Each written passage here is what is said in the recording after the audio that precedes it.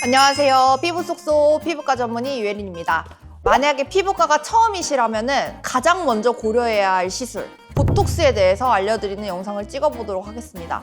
사실 보톡스는 효과도 되게 좋고 저렴하면서 부작용도 적은 시술 중에 하나라 피부과를 입문할 때 가장 먼저 찾는 시술 중에 하나입니다. 그래서 만약에 피부과가 처음이고 보톡스를 고려하고 있다, 보톡스를 맞아왔다 하면은 이 영상을 꼭 끝까지 시청해 주시길 바라겠습니다. 바로 미간입니다. 이 부분은 사실 찡그리는 근육이잖아요. 그렇기 때문에 이게 찡그리는 근육이 딱 자리를 잡으면 내천자로 너 혹시 화났어? 이런 오해를 불러일으키기 쉬운 근육입니다. 그렇기 때문에 미간 보톡스 같은 경우에는 찌푸리는 근육이 자리 잡기 전에부터 꾸준히 맞으면 이 근육의 그런 쓰임이 좀 완화되기 때문에 미간 주름이 자리 잡는 것을 예방할 수 있습니다.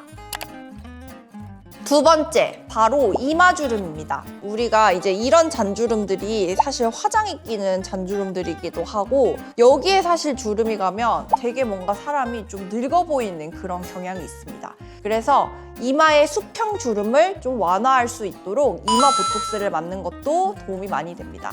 그렇지만 이마 보톡스 같은 경우는 눈을 이마로 이렇게 들어 올리시는 분들 같은 경우에는 이마 보톡스를 맞았을 때 눈이 무겁거나 쌍꺼풀이 풀리거나 좀 눈을 덜 뜬 것 같은 이런 느낌이 들 수 있기 때문에 만약에 이마 보톡스를 고려하고 있다, 그렇다고 하면 꼭 피부과 전문의와 상의 후에 맞으시는 것을 추천드립니다. 그리고 마지막 세 번째, 바로 턱 보톡스가 되겠습니다. 턱 보톡스 같은 경우에는 이를 앙 깨물었을 때 튀어나오는 저작 근육, 그러니까 씹는 근육에 맞는 그런 보톡스인데 이 교근의 힘을 조금 빼면은 확실히 힘이 덜 들어가고 근육의 크기가 축소되는 효과가 있습니다. 즉 교근이 크기가 크신 분들 같은 경우에는 보톡스만 잘 맞아도 조금 슬림한 얼굴 라인을 가질 수 있기 때문에 되게 드라마틱한 시술 중에 하나입니다. 보톡스는 신경과 근육 접합부에서 아세틸콜린이라고 하는 물질이 분비되는데 이 아세틸콜린의 분비를 억제시키면서 근육의 힘을 좀 덜 쓰게 하는 물질이라고 생각을 하시면 됩니다. 그래서 근육을 덜 쓰면 주름이 덜 생기고 주름을 덜 쓰게 되면 근육의 크기가 조금 감소되는 그런 효과가 나타나기 때문에 표정주름 같은 경우에는 보톡스를 잘 맞게 되면은 표정주름이 덜 쓰이면서 완화되고 길이가 짧아지거나 옅어지는 효과가 있을 수 있겠고 근육의 부피가 큰 경우 이를테면 승모근이나 아니면 종아리 근육이나 턱 근육 같은 경우에는 근육의 부피가 줄면서 약간 라인이 좀 교정된다라고 생각하시면 되겠습니다. 진료실에서 보톡스 시술에 대해서 상담을 할 때 가장 많이 듣는 질문 중에 하나인 것 같은데 맞다가 안 맞으면 오히려 내가 더 늙거나 주름이 더 심해지지 않냐 이런 말을 정말 많이 듣습니다. 그렇지만 이게 맞다가 안 맞는다고 해서 더 심해지는 것이 아닙니다. 보톡스 같은 경우에는 유지기간이 보통 4개월에서 6개월 정도인데 4개월에서 6개월 정도 되면은 표정 근육의 그 힘이 다시 돌아오는 개념이고 근육의 크기가 줄었던 게 다시 원상복귀되는 개념입니다. 이게 효과가 좋았다가 풀리니까 더 늙는 것처럼 생각이 되지만 실질적으로는 더 늙는 게 아니라 그게 바로 네 얼굴이었다라고 생각하시면 됩니다. 바로 눈 주변부입니다.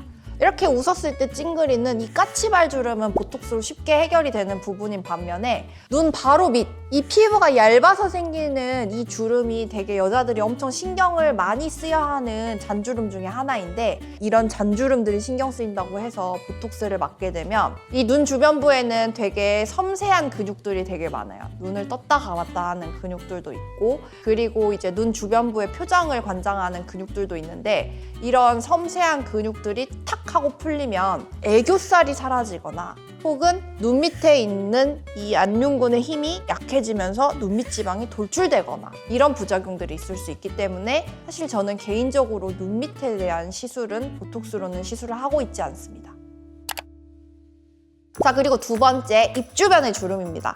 입 주변 같은 경우에는 이제 신경을 많이 써야 하는 부분 중에 하나가 이 입 주변에 바코드 라인이라고 하는 요 인중의 요 고양이 주름, 이 부분이랑 이제 이런데 좀 살이 없어서 생기는 뭐 팔자주름을 포함해서 이 아코디언 주름들을 신경 많이 쓰여 하여서 이런 주름에 대해서 혹시 보톡스를 맞을 수 있냐라고 많이 물어보는데 입 주변도 마찬가지로 되게 섬세한 근육들이 많고 근육이 한 개만 붙어 있는 게 아니라 되게 여러 가지가 붙어 있어요.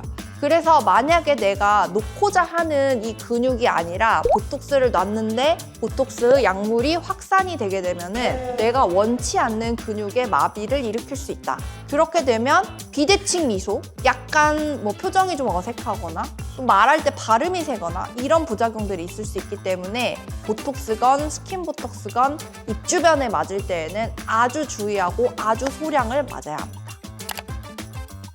보톡스 같은 경우에는 사실 효과도 굉장히 좋고 가격도 저렴하고 부작용도 좀 적은 그런 시술이기 때문에 접근하기 가장 쉬운 시술 중에 하나인 것 같습니다. 그리고 시술자의 입장에서는 사실 보톡스가 제일 쉬운 것 같기는 한데 사람마다 근육의 크기나 근육의 모양이 다 다르고 이런 부분들을 잘 관찰을 해서 보톡스를 놓아야 하기 때문에 개인마다 똑같이 놓을 수도 있지만 다 다르게 놓을 수도 있는 시술이라 쉬우면서도 사실 어려운 시술인 것 같긴 해요. 그만큼 보톡스는 시술자의 숙련도에 따라서 효과나 이런 부분들이 굉장히 달라질 수 있는 시술 중에 하나인 것 같습니다. 그래서 오늘은 보톡스에 대해서 간단하게 추천 부위, 비추천 부위 알려드렸으니까 이 영상 보시고 보톡스 시술을 할 때 어떤 부분을 시술하면 좋을지 이런 부분에 대해서 잘 알고 시술을 받길 바랍니다. 이상한 피부 속 피부과 전문 유예린이었습니다.